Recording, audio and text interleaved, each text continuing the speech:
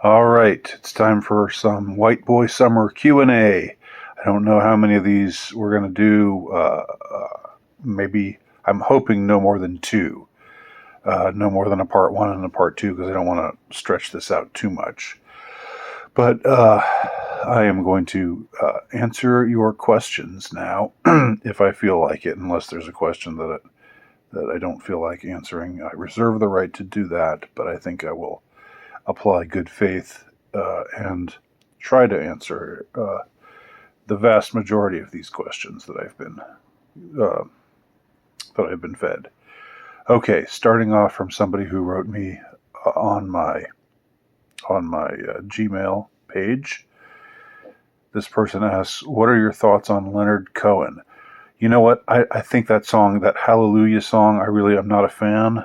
I know that's going to probably make some people hate me, because I guess that's a much revered song, but to me it's just really kind of maudlin. I don't like it. It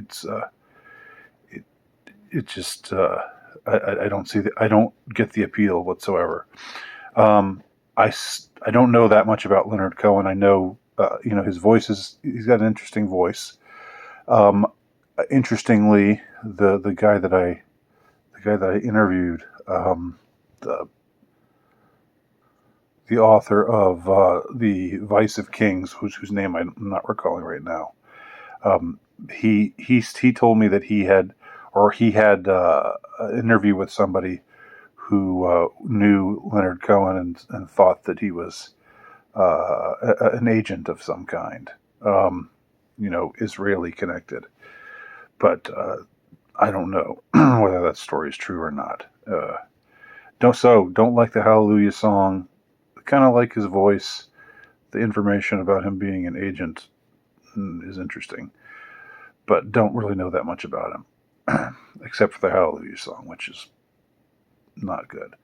Do you like REM? I liked their music a lot in the 90s. I thought, it was poppy sounding. It was catchy, but it also had this sort of this appeal, as far as the lyrics being kind of obscure and weird, and but Michael Stipe kind of got on my tits after a little while. So I still like them. I still like their music, but I'm not a big Stipe fan. To me, he's kind of like, if Bono were toned down, if Bono were turned down maybe to half of what he is, he would be Michael Stipe. But interesting performer. Also, I should give him that. Were Nirvana really that good? That good? I don't know how good is that good. I thought they were good. I was not big on the grunge scene generally, but I enjoyed Nirvana in their inception, and it really did change the whole like hard rock heavy metal scene when Nirvana replaced the hair metal bands. It was really a seismic shift that happened that you really had to be around to appreciate. So I don't know. There's a lot of different directions I could take that. But now a final question that this person has: what good advice would you give to yourself in a letter to a 20-year-old Andy Nowicki? I would say don't force it. Let it come when it comes. Try to be less judgmental, even though it can be hard sometimes. And I'd also say, that girl you saw in the library reading the bell jar, ask her out just to see what would happen. You thought about it at the time, but you didn't do it. So do it, and then just see where it takes you. Okay. She might just be a nightmare, or she might be a really nice person who you have a lot in common with. Okay, now I'm going to the questions on the site, or on the the YouTube page where I solicited questions, White Boy Summer questions. First question, I'm going to go from oldest to newest. First question from Tuesday, FA Tuesday. Andy, I have a question for you, sir. Thank you for the respectful address. As a Gen Xer, are you as disappointed as I, a late millennial, am about your generation being baby boomers 2.0? Not a sarcastic question. It's something I've genuinely noticed, and it boggles my mind. Gen X is all of the grill and none of the wisdom and regret. I don't know what that means. And again, I'm not being defensive. I don't know what all of the grill and none of the wisdom and regret. The grill. What's the grill? And are you saying the baby boomers have wisdom and regret? I mean, some of them probably do, but I think when we think of the typical boomer, we don't think of someone with anything actually wise to impart, and we don't think of someone who regrets anything. So I don't know. I'm not here to defend my generation. I just don't know exactly why. I don't think Gen X is baby boomers 2.0. Let me just say one thing about Gen X. Growing up, we were the first, and maybe you've heard this before. So if I'm just repeating what you already know, then forgive me.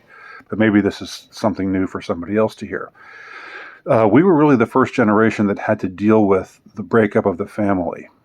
And this is not true in my case because my parents were together, are still together. So I'm not from a broken home. No divorce and remarriage. No latchkey children. With both parents out. All those kinds of cliches. I wasn't that way at all. but for a lot of people growing up in the 70s and 80s, that was the time when parents basically were abandoning their children. They were being told it's okay to abandon your wife and your child and follow your bliss. All these rotten, shitty philosophies that were out there at the time, and the divorce revolution. And don't get me wrong. There are families that are unhappy. There are families that probably should divorce if it's just a totally toxic thing and they just can't make it work. They can't even be civil to each other.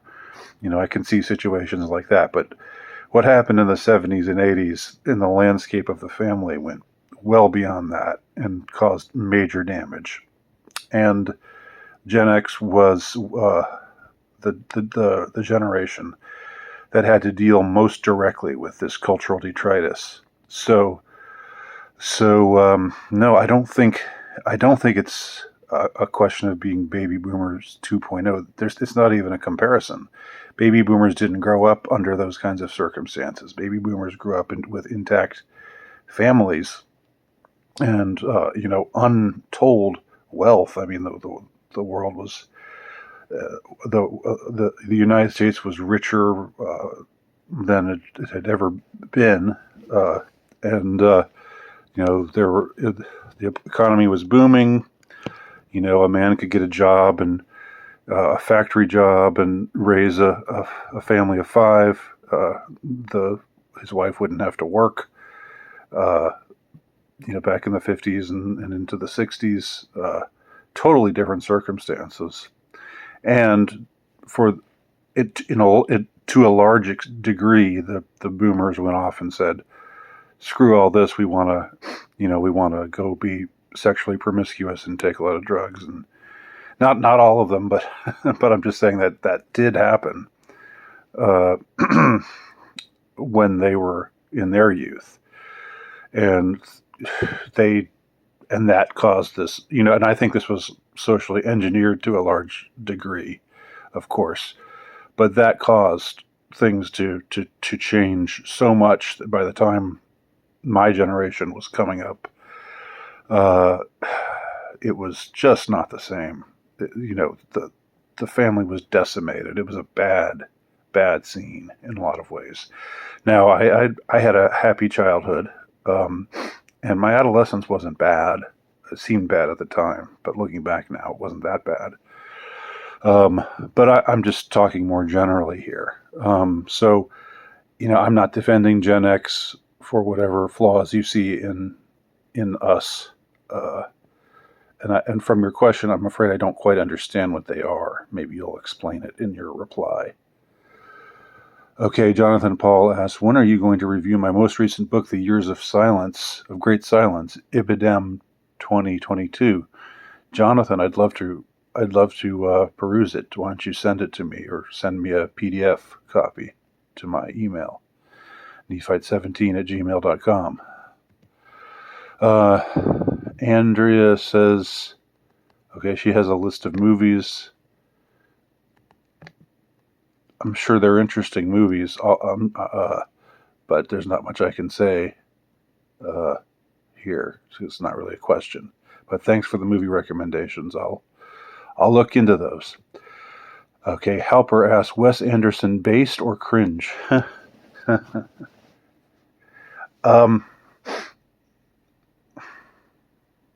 Does he have to be either one? I'm not a huge Wes Anderson. I'm not really a Wes Anderson fan. But I can appreciate him for what he is. He's the kind of director who has to, the whole canvas is his. The whole canvas of the cinema is his.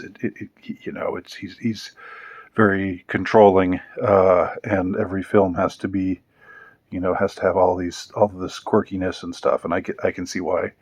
To some people it would be charming, and others it wouldn't be. It would be kind of annoying. I can see it both ways. I don't really have strong feelings about Wes Anderson.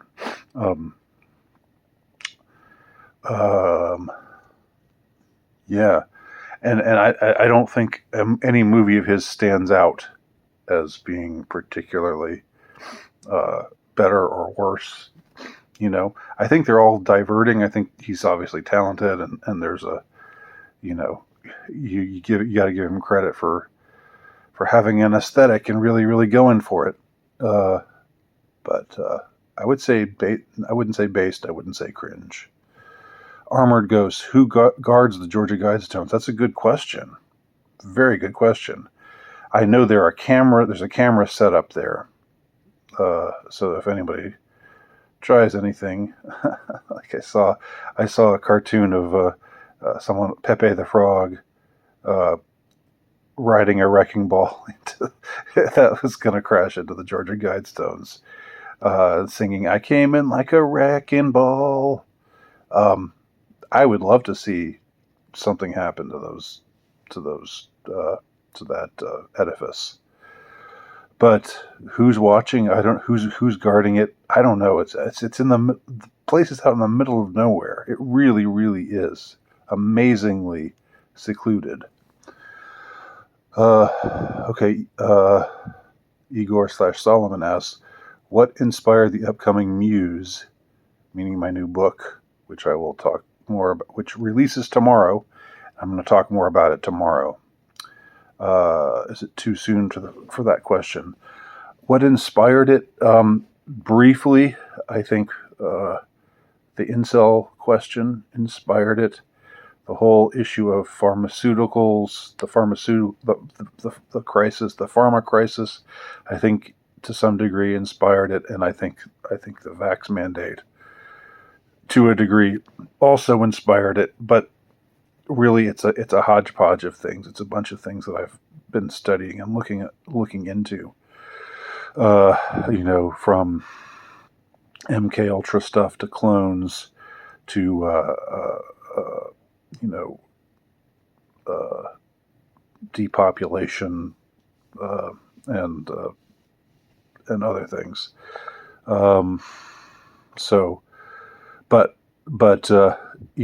It's not. Hopefully doesn't just read as a conspiracy theory screed. Hopefully it reads as a story, and with good well-defined characters, and hopefully it's entertaining, even though there are some harrowing scenes in it as well. But I'll say more about MUZE, MUZE, later. Igor Solomon also writes, White Boy Summer Q&A, laugh my motherfucking ass off. Thanks. I don't really know what White Boy Summer means. I just like the meme. I think it's funny to have a White Boy Summer. Snake asked, do you own firearms? Fuck yeah. You better fucking believe it. Snake asked, let's say World War III will start in a year, but not how, and it'll not involve nukes. What do you do? Where do you move? I don't know. I don't think I have enough information from that to know where it would be good to move to. I would be most concerned about my son, who's near draft age now. So, but I don't know. Hopefully we won't have to find out. Snake also asked, would you rather eat soy lab meat or maggots? Gotta go with the soy lab meat. I'm not hardcore. I'm not anti-GMO hardcore enough to eat maggots instead of soy lab meat. I mean, I would, if I had to eat it every day, then that's a different question. But you're just saying on a one-off. Definitely go with the lab meat over the maggots. Justin Fisher, have you read Walker Percy, and what do you think about him?